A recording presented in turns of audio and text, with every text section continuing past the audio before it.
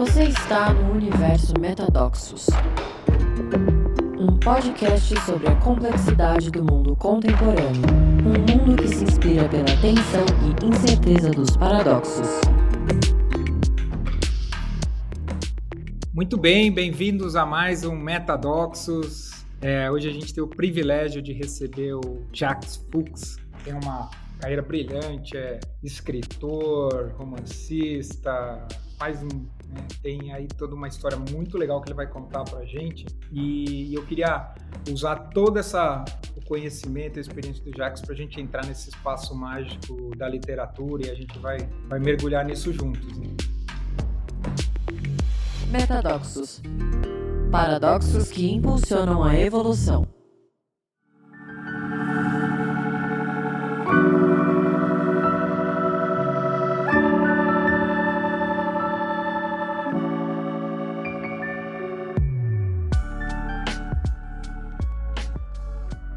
Então, Jacques, bem-vindo. Se apresenta aqui para a turma. Bom, boa tarde, bom dia, né, a todos. É um prazer falar aqui, conversar com o Marcelo, falar um pouco sobre a minha história, um pouquinho sobre literatura, né, que eu acho que é uma grande paixão. E essa paixão que me tornou um escritor profissional, né, eu acho isso muito, muito bonito conseguir, né, eu não me vejo trabalhando nenhum dia, né, apesar de trabalhar muito. Então a minha história, né, eu acho que eu sempre gostei de literatura, né, eu acho que os livros sempre nos acompanharam, né, eu sou de uma família judia, enfim, que ficou vagando pelo mundo até chegar em Belo Horizonte, né, onde eu nasci, e, enfim, que os livros eram coisas muito preciosas, né, são coisas muito preciosas. Né, eu conto a história de que quando eu era pequeno eu imaginava que os super-heróis e os escritores estavam na mesma escala de beleza e de impossibilidade de alcançar, né, Marcelo? Então eu sempre achava que os escritores eram super, né, maravilhosos, né? Então, apesar de eu sempre gostar dos livros, de gostar muito dessa área literária, eu nunca me vi sendo um escritor, né? Porque para mim aquilo era uma coisa muito inalcançável, né? E eu sempre fui um cara muito bom em matemática e física, né? Então eu sempre imaginei que o caminho a seguir seria o caminho das exatas, né? Então, ao longo, né, eu fui estudando, enfim, bastante, e acabei fazendo vestibular para engenharia elétrica, mesmo, né, gostando muito de literatura. Depois eu fui fazer matemática, depois eu ainda fiz um mestrado em lógica, e depois outro mestrado em computação, né? Enfim, sempre estudando essas coisas exatas, mas sempre com um pezinho na literatura, né? Tinha um escritor, né, que eu adorava e que eu falava assim, esse cara está falando de matemática. E eu não sabia como, né? E era o Jorge Luis Borges, um escritor argentino maravilhoso, né? E aí, finalmente, no doutorado, eu resolvi, né, estudar formalmente a literatura, né? Então, eu entrei em umas disciplinas no doutorado em literatura e isso mudou minha vida, né? Aí eu resolvi que era essa a minha paixão, né? E aí eu me mudei para a França, fui fazer meu doutorado na França, depois eu fui para os Estados Unidos, fazer um pós-doutorado em Harvard.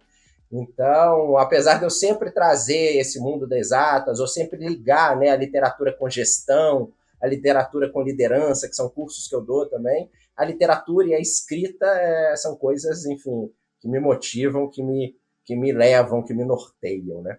Muito legal. Eu queria fazer primeiro na medida que você foi contando a tua história e falando da tua paixão pela lógica, ou da facilidade com a lógica, depois onde você foi encontrando a literatura, onde é que você encontrou convergência? Onde é que você encontrou espaço de similaridade entre a lógica e a literatura, ou a matemática e a literatura?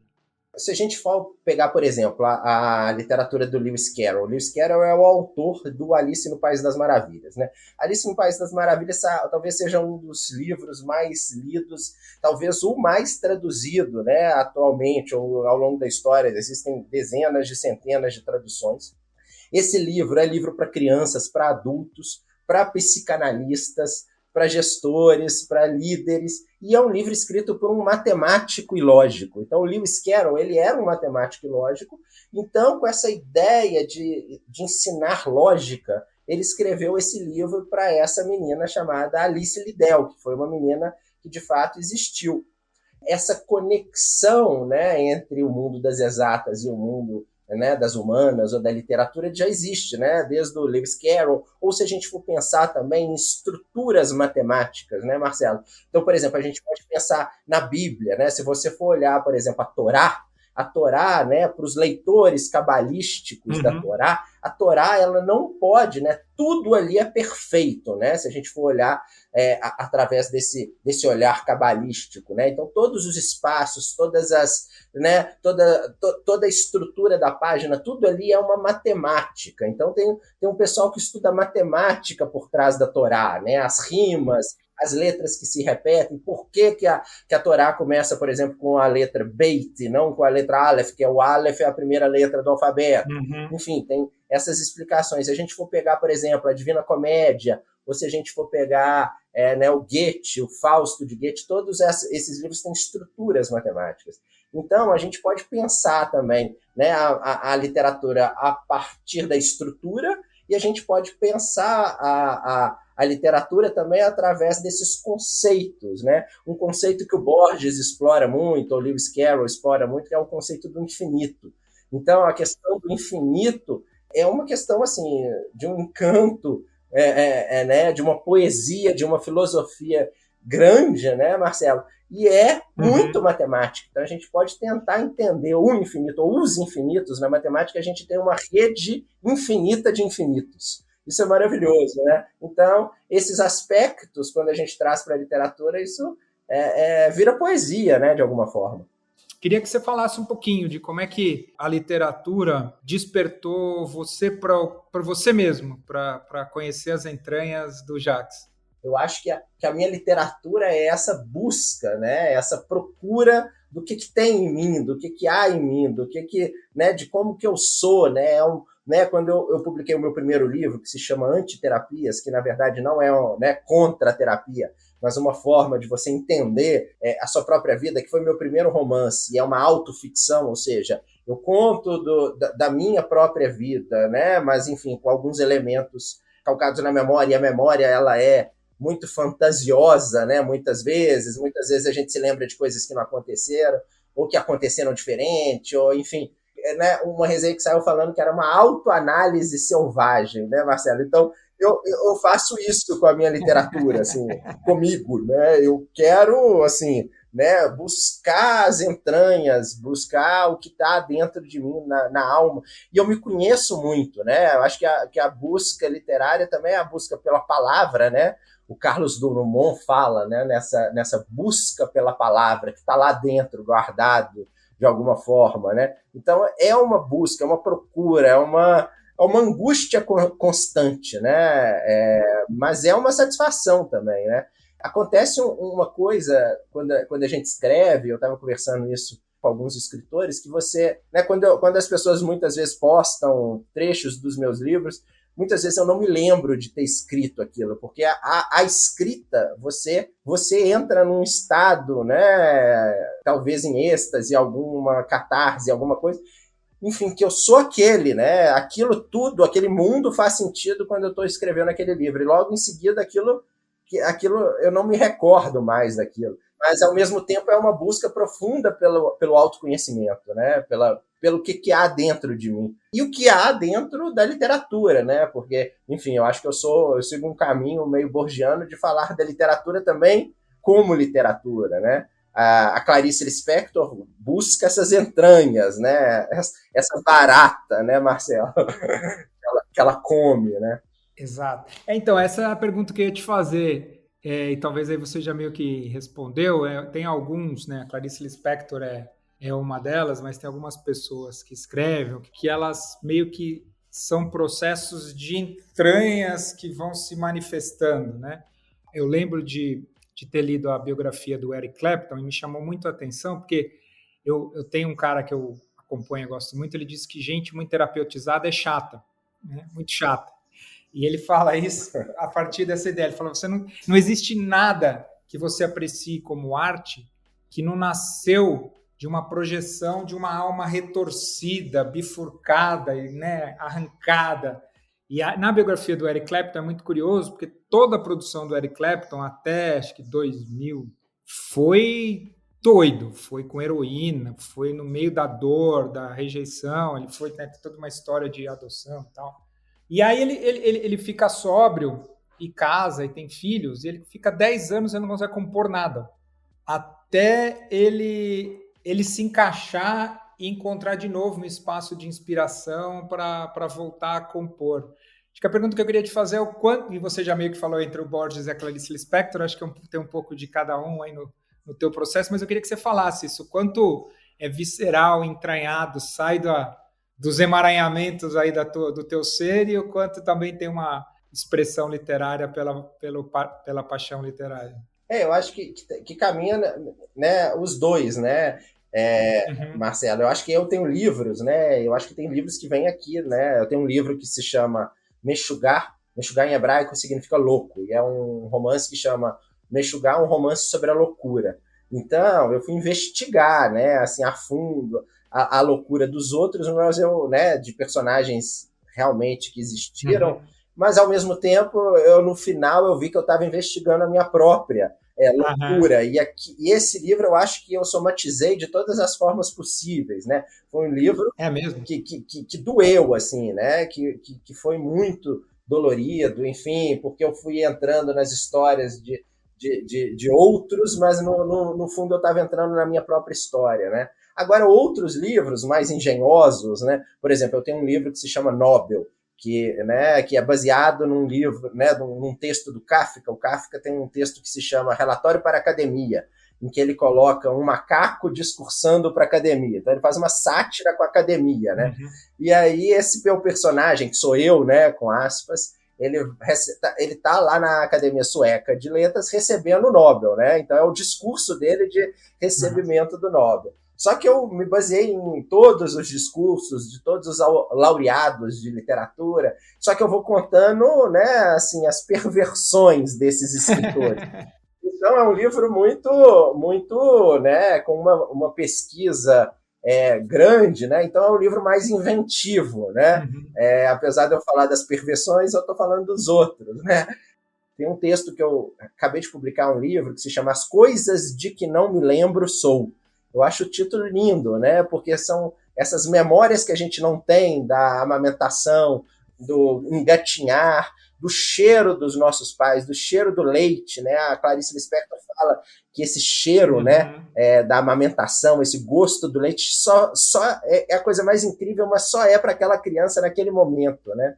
Com aquela mãe, né? Essas são as lembranças que a gente não tem, mas que nos tornam o que somos, né? Então, eu acho que esse livro é um livro assim, de uma poesia memorialística desmemoriada muito bonita, né? Então, eu acho que eu fico caminhando nessas vertentes, né? Muito legal isso que você está falando, porque esse é um tema que eu adoro, que é o quanto que a gente, né, tem algumas linhas da psicologia do desenvolvimento que diz que 70% da nossa personalidade a gente vai construir até os 4 anos de idade, boa parte delas, que é a nossa experiência de estar seguro no mundo, até os 2 anos de idade, exatamente com essas memórias afetivas que estão no nosso sistema, mas elas não são memórias conscientes, né? E como todos nós tivemos falta, tanto do ponto de vista de sobrevivência quanto do ponto de vista de pertencimento, né?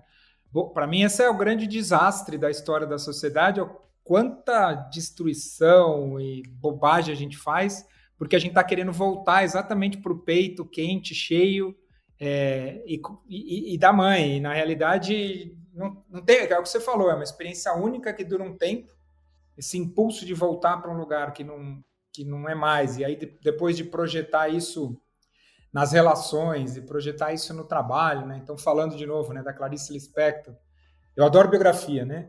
A biografia dela, a história dela, né, que vem lá da Ucrânia e toda aquela dor, e talvez você tenha um pouco disso também na tua história judaica, e o Fernando Pessoa também, que perde o pai, vai para a África do Sul, ou seja, essas almas retorcidas, né, e de alguma forma a literatura pode ser curativa, mas eu quero ler esse teu livro aí para depois a gente comentar, mas eu adorei a memória a memória que não existe na memória consciente e o impacto que tem na nossa personalidade e na nossa vida, né? Eu até separei um trechinho aqui que eu acho que pode ser interessante, né? Que é justamente isso que você trouxe, né? Por exemplo, né, ele vai falando das coisas que ele não se lembra, né? Então, não me lembro de engatinhar para todos os lados, descobrindo que o mundo poderia ser maior, muito mais repleto de coisas, de cheiros, de perigos. Não me lembro do meu joelho doer no fim do dia, após ter desvelado tantos mistérios e enigmas. Não tenho a menor recordação do dia em que fui incentivado a levantar, a bater palmas, a sorrir, a encantar e chantagear quem estivesse ao meu lado. Não me lembro de usar fraldas, não me lembro de tirá-las. Não me lembro do meu próprio cheiro quando ainda não sabia ir ao banheiro. Não me lembro da alienação, não me lembro de ter sonhos, desejos, não me lembro de nenhuma noite dormida e de nenhum dia acordado. Não me lembro de saber o que era o amor. Eu acho muito bonito, né? E isso que você falou, esse livro se resume a isso, né? Dessa primeira infância que é determinante e que são coisas que a gente não se lembra, né? Mas que são super importantes. Agora, quando você trouxe a biografia da Clarice, né? Eu também estou com um projeto biográfico, né? De escrever várias biografias. Eu acabei de escrever uma biografia sobre uma paleontóloga chamada Mary Anne, enfim, que ficou jogada para debaixo do tapete por causa do machismo estrutural da ciência, né? A minha da Clarice para crianças também está chegando. Opa! Em breve, do Rosa. Mas o que, né, a história da Clarice, eu abordo ela nesse meu último livro, que eu também sei que é um tema que você está trabalhando, né, Marcelo? Que é essa coisa do trauma transgeracional, né? Sim. Então, essa Clarice, né, ela vem fugindo, a família dela veio fugindo da mesma área que a minha família veio, né? Dos pogromos. Os pogromos eram quando entravam, né?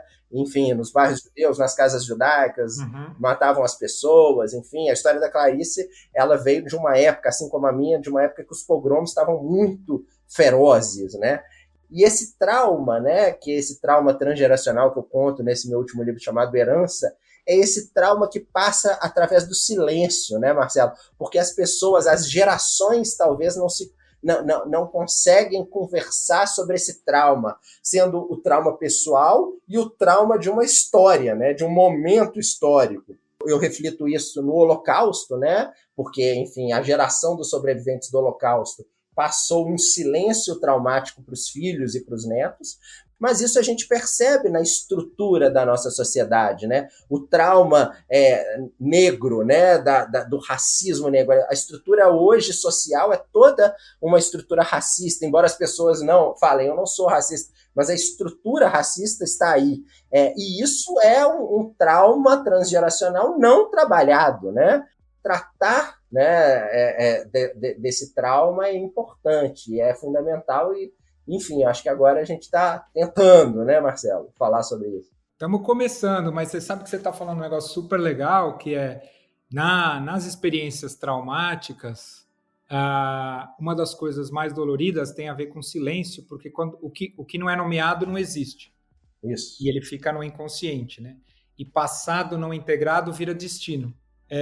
Eu comecei a me interessar por esse tema do trauma coletivo, primeiro porque eu sou formado em constelações familiares e constelações organizacionais, então a ideia de que, né, eu não estou falando com o Jacques, eu estou falando com o emaranhamento de sistemas que existem, que me permitem tocar aqui e ter essa conversa com uma estrutura emaranhada que se nomeia Jacques, né?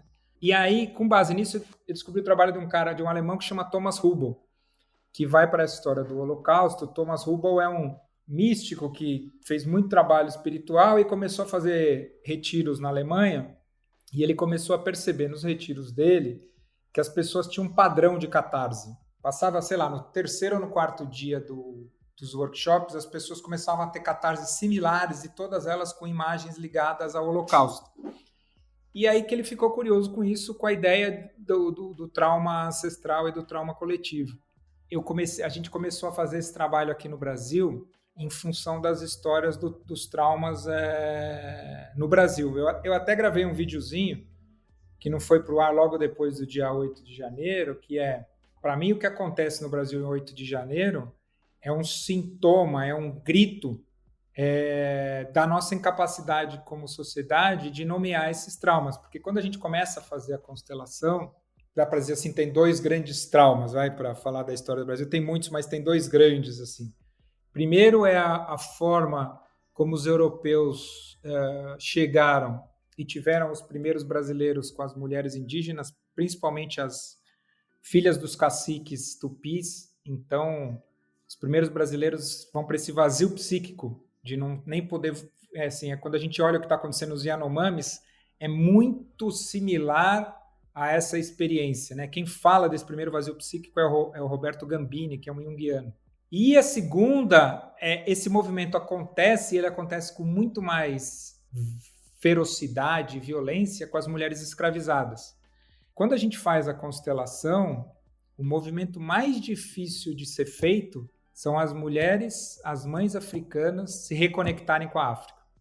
Então é muito dolorido. Então, assim, até falar, não sou racista, não. Qualquer brasileiro deveria começar qualquer frase eu sou racista em desconstrução, porque se você já partir do princípio que não a gente já está num lugar, principalmente sendo branco, e você já está nitidamente descartando um bom pedaço da sua capacidade de interlocução, né? E aí, para mim, fiz essa conversa longa para te ouvir, que é a força da literatura para quebrar esse silêncio e ser capaz de nomear esses traumas, né? E o Thomas Hubble fala dos traumas individuais, né? Que são esses que a gente tem na infância e tal. Os traumas ancestrais, que é os teus antepassados que tiveram que passar pelo que passaram, e os traumas coletivos, que simples fato de estar vivo, a gente está carregando os traumas que quem nos antecedeu na sociedade passou, né? Então, como é que você vê a literatura servindo a possibilidade de curar esses traumas? Nesse livro, né, o Herança, eu trago justamente isso, né? Eu quero, né? Eu tenho recebido muitos feedbacks, né, com a leitura dele, falando assim, puxa, que é justamente isso que você está recebendo também, né, Marcelo? As pessoas estão falando, poxa, eu tô vendo traumas a partir do silêncio da minha relação com meus pais, com meus avós, com a sociedade, coisas que eu não enxergava, né? Enfim, por conta desse silêncio, né?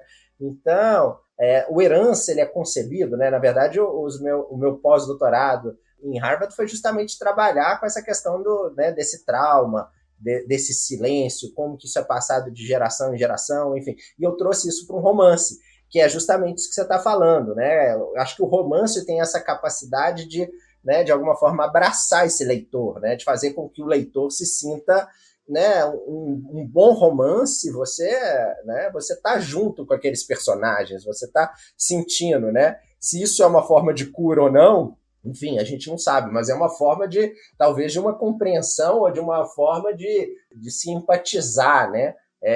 Com o outro. Então, esse Herança, ele trata disso, né? Uma menina muito doce, com 14 anos de idade, ela está escrevendo um diário dela, contando sonhos de criança. E esses diários são todos calcados em diários como da Anne Frank, ou de outros muitos que foram mortas, né? E essa menina, ela conta, ela cria palavras, Marcelo, porque ela, né, a criação de palavras também é bonita, porque ela tem tantas emoções que ela precisa criar novas palavras. Que legal. E com o tempo, essas palavras vão se apagando, porque ela está num gueto e começam a acontecer coisas terríveis nesse gueto, né? Que é o gueto de Lodz. E é tudo, né, com base em documentos históricos. Então, até as palavras, até a poética dela vai se apagando, né? E aí depois há um salto temporal em que eu vejo a filha dela, né, muitos anos depois, conversando, né, com um interlocutor, com um analista, com alguém, né, falando sobre esse trauma, né, sobre algumas sensações e sentimentos que ela tem, mas que ela nunca viveu. Ela sente né, esses campos, essa coisa, mas ela nunca viveu isso, né? E depois tem um outro salto temporal que aparece a neta, né, contando também da relação, né, da mãe, da avó e dela, né, e do que ela entende por esse trauma, né? Isso é arte, né, Marcela? Assim, por meio da arte que a gente toca, né, que a gente se conecta de alguma forma. Então, acho que a literatura está aí para isso, né? A literatura de qualidade, a literatura para a gente chorar, né? Eu choro com o Grande Sertão Veredas, e não é uma nem duas vezes, já li 7 vezes, e as 7 vezes eu chorei. E como é que você sente a tua ancestralidade judaica influenciando a tua escrita e o teu ser? Ela tá 100% dentro de mim, né? Inclusive, eu estou dando um curso agora sobre o humor judaico. E o humor judaico, a gente fala justamente sobre essa característica do povo judeu de rir, mas de rir o riso-lamento, né? Então, Ri de nervoso. exatamente, é um lamento constante, é uma angústia constante, né? Eu brinco que foram os judeus que inventaram a culpa, né, Marcelo? Então, além de carregar a culpa, carregar a invenção da culpa. A responsabilidade pela invenção da culpa. A responsabilidade pela invenção da culpa é demais, né? Então, eu acho que eu escrevo também para tentar, né? Minha analista lê meus livros e fala, você está tentando aí, né? Entender essa questão judaica, entender a família, a mãe judia, né? Enfim, essa ancestralidade está muito, muito dentro de mim, muito dentro da minha escrita, né? Você tem pai e mãe judeus? Até Moisés, mais ou menos, todo mundo é judeu lá para cima. Acho que talvez antes de Moisés, talvez tenha outro lá. Mas até Abraão, né? Até Abraão tá lá, meu parente, direto. Por parte de pai e mãe. Por parte de pai e mãe, muito bom. E eles vieram de que lugar? Você foi da Ucrânia? Também você falou que foi do mesmo lugar que a... Vieram de uma parte chamada Bessarábia, que era Moldávia, que era Romênia, também Odessa, né, que era Ucrânia, Rússia, enfim. O lugar certo sempre é muito difícil e também por causa dessas conquistas. Enfim, eles foram fugindo, né? Fugindo, perdendo pessoas, né? Meu próximo livro, que eu escrevi com meu pai, na voz do meu pai, se chama Meu Pai e o Fim dos Judeus da Bessarábia. Então eu conto a história... Uau! Na voz do meu pai, eu conto a história do pai dele, que é o meu avô, e do nosso bisavô, o meu bisavô, avô do meu pai, que morreu num pogrom. Que bonito, isso é muito curativo. Nossa, uau, muito legal. Uma outra coisa que acho que é uma característica sua, quando eu estava olhando as tuas falas, as tuas coisas, é o humor, né? Você falou um pouquinho aí do humor judeu. Eu gosto dessa ideia de que um bom humorista é aquele que consegue se distanciar das suas próprias emoções para fazer humor, né? Você não pode ter muita identificação emocional nem com você, nem com o outro, né? Como é que você sente o papel do humor na tua escrita e na tua existência? Eu acho que eu vou para esse lado lúdico, né? Assim, fazer humor é difícil, né, Marcelo? Assim, se a gente for pensar no Freud, por exemplo, o humor vem do inconsciente, né? O humor é para expressar uma agressividade, para expressar um recalque, para fazer uma crítica, né? Ou para fazer um lamento, para desarmar o outro, né? Então tem muito disso, né? E tem muita neurose, muita angústia, né? Eu acho que vários escritores fizeram isso, né? A gente conhece, adoro o Philip Roth, que é um escritor americano, né? O Saul Bellow, que inclusive ganhou o Prêmio Nobel de Literatura, o Isaac Bashevis Singer, que é outro também, né? Yiddish, também trata muito do humor, e ele também ganhou o Prêmio Nobel de Literatura. O Luiz Fernando Veríssimo, no Brasil, escreve assim, né? O Veríssimo eu acho bem interessante também, né? Ele traz essa leveza, né? E por isso também que eu gosto muito, né? Porque eu escrevo para adultos e para crianças. As crianças, né? Os jovens, o humor é muito bem-vindo para eles, né? Talvez os adultos, né? Eles queiram se distanciar um pouquinho desse humor, querem essa coisa mais pesada, mas eu acho que não, né? E eu gosto de trazer isso, essa leveza, tal, mas com seriedade, não é um humor banal, né? Porque eu acho que o humor banal não fica. Agora tem uma piada bem judaica que eu acho muito interessante, né? E aí resume tudo a minha, né, ancestralidade, né? A ancestralidade judeu, né? Que tinham três, né? Um italiano, um alemão e um judeu caminhando pelo deserto, né? E eles já estavam sem água, eles iam morrer de sede, né? Morrer com certeza. Aí vira o italiano: eu tô com tanta sede, eu daria tudo, né, antes de morrer, por o meu último cálice de vinho. E aí vem o alemão, né, eu tô com tanta sede, eu vou morrer, né, eu daria tudo para o meu último, né, copo de cerveja. E aí vem o judeu, né, tô com tanta sede, eu devo estar diabético, né.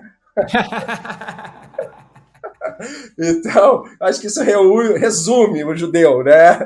Bem naquele último momento, né, Marcelo? Ele não consegue se libertar, né? Muito legal, muito legal.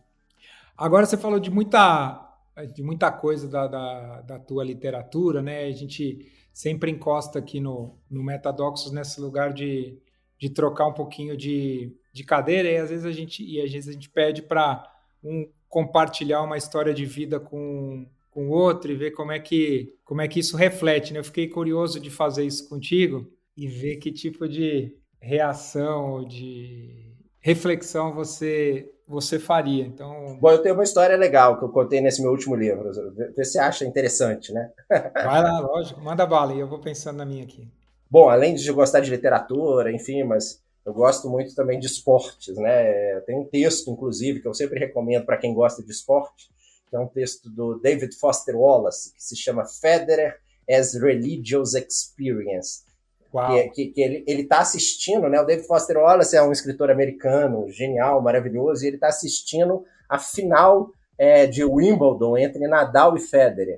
E ele já foi tenista, tal, e aí ele usa, né? Ele fala assim, olha, tudo que você quer saber sobre o Federer e o Nadal, você dá um Google aí e eu vou falar sobre a experiência cinética, né? A experiência religiosa que é essa beleza artística que é o Federer. Então, esse texto, né, para mim, é um texto mais bonito sobre esporte, né?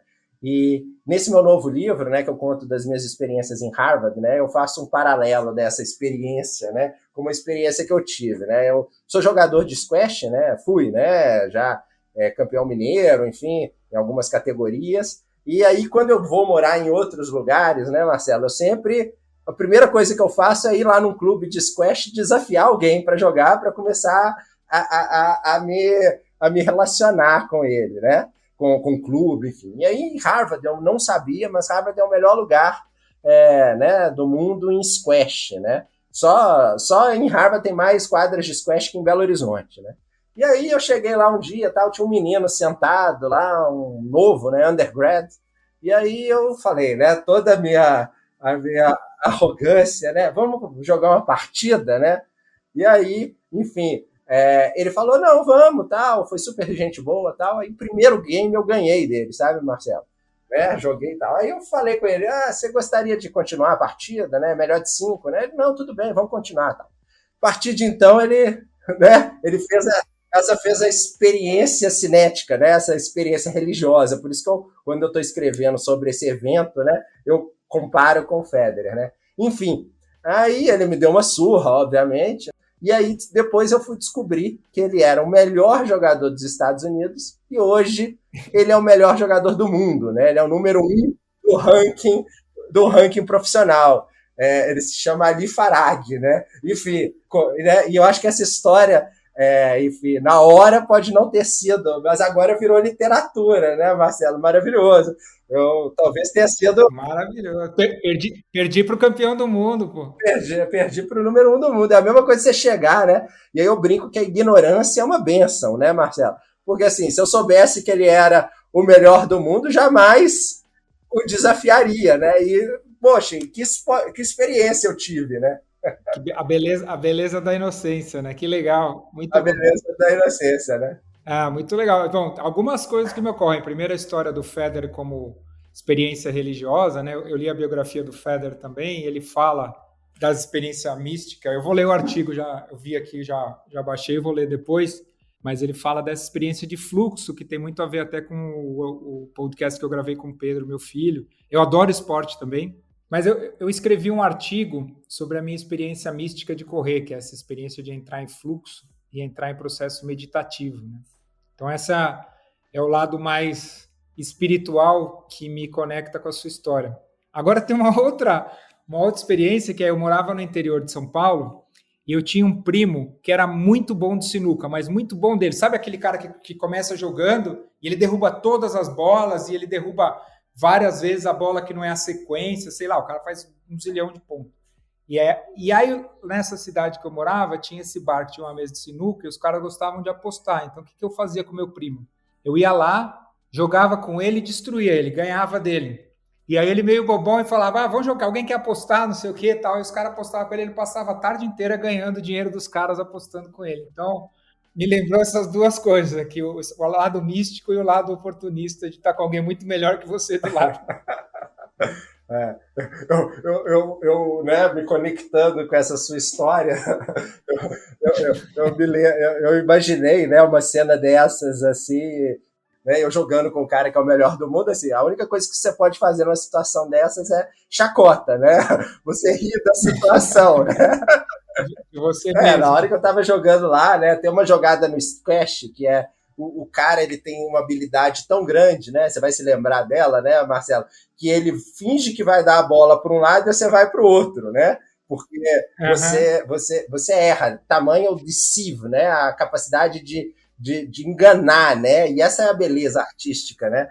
E aí eu lembro que eu comecei a levar na esportiva, né? Em Belo Horizonte a gente chama de táxi, né? Porque você pegou um Uhum. táxi, você foi para um lado completamente errado, né?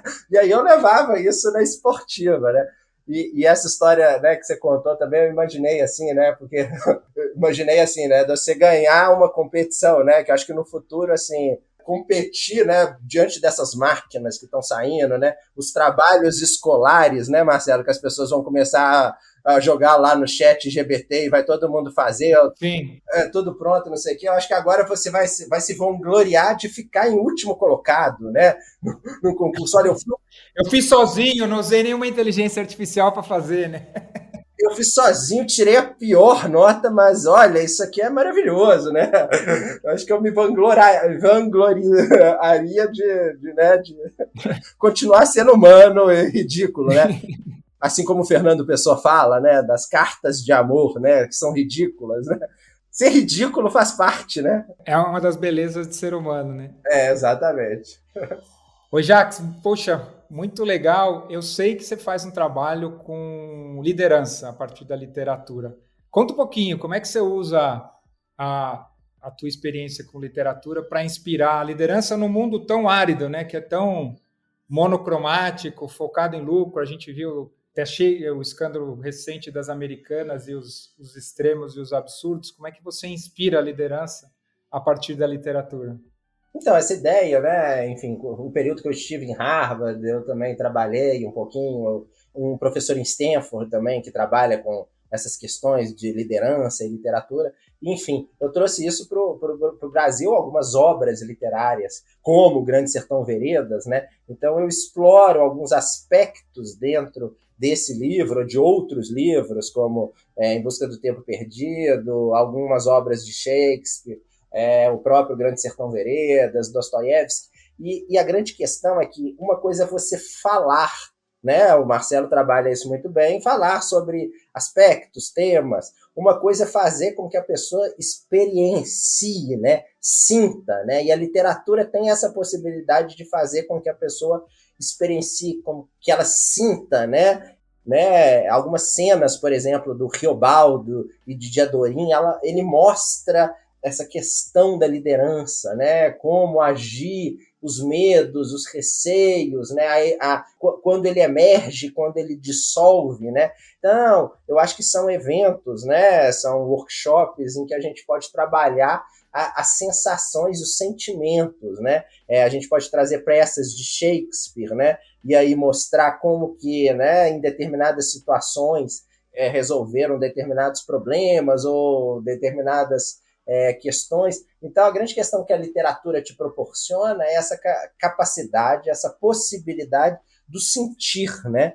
Então, muitas vezes eu já fiz esse evento também com um ator, né? Ou com uma atriz, né? Minha ex-namorada era uma atriz e ela fazia, né? A gente ainda faz esses eventos em que ela lê essas partes, né? Mas uma leitura, né, muito sensível. Uma vez eu fiz esse evento na Fundação, a gente fez esse evento na Fundação Dom Cabral, só para aquela turma de CEOs, né? E assim, ao fim dessa apresentação, as pessoas estavam chorando, né, de verdade, porque aquilo tocou-as num lugar e 99% da turma, Marcelo, não tinha lido o Grande Sertão Veredas, mas a leitura tinha sido de tal forma comovente, te colocou no meio daquela cena, né, que fez com que as pessoas se comovessem. E eu acho que a partir da comoção, que é isso que você trabalha de alguma forma, você consegue realmente fazer com que a pessoa, né, abrace aquilo. Muito legal, vou te convidar para fazer para a gente na Chia aqui, quem sabe eu te levo para alguns dos nossos clientes aqui. Muito legal. um amigo meu que é de Oxford, que ele mora na Inglaterra, e ele faz isso também com empresas. Tem uma empresa de um amigo meu de deliverologia, né, que é o nome que eles usam para consultoria. E eles fazem também um dia de Shakespeare. Então eles pegam só as lideranças e essas lideranças vão experienciando, né, algumas vivências. Tem uma vivência lá que é muito legal, todo mundo de olho fechado, e aí tem um assassino que se ele pegar na sua mão, ele apertar assim, você tá morto. Então, como que as pessoas vão criar formas de comunicação no escuro para liderar, enfim. Então, são eventos interessantes, sabe? Sempre calcados na literatura. Pegar o Shakespeare, por exemplo, as dinâmicas de poder numa organização, o Shakespeare é espetacular, maravilhoso para refletir os desafios de influência e dinâmicas de poder. Né? Então, vou te convidar para fazer para ti, Jacques. Eu quero. Aceitamos. Boa.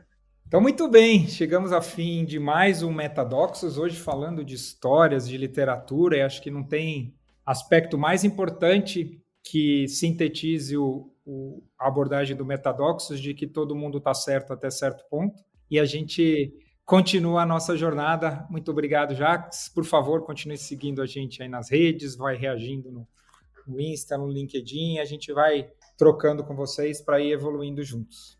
Bom, primeiro um prazer ter conversado com você, Marcelo. Acho que foi uma conversa muito leve, né, lúdica e, né, literatura, acho que é isso, né, a capacidade da gente se juntar, né, se encontrar em histórias, né. Acho que a gente se encontrou aqui muito em histórias, né. E quem quiser me seguir, né, eu sou o Jacques Fuchs, eu estou sempre no Instagram também, meus livros também estão sempre disponíveis, enfim, nas plataformas online, nas livrarias também, que a gente tem que sempre fortificar as compras nas livrarias também. Eu também tenho essa pegada, né, de trazer a literatura para o mundo empresarial, então eu tenho alguns treinamentos que se chama lideratura, de liderança e literatura, então com base nos grandes clássicos da literatura eu tento, enfim, falar um pouco, né, de questões de liderança, eu acho bem interessante também. E, bom, é isso, eu estou sempre online e sempre querendo conversar com leitores ou com outras pessoas. Muito obrigado.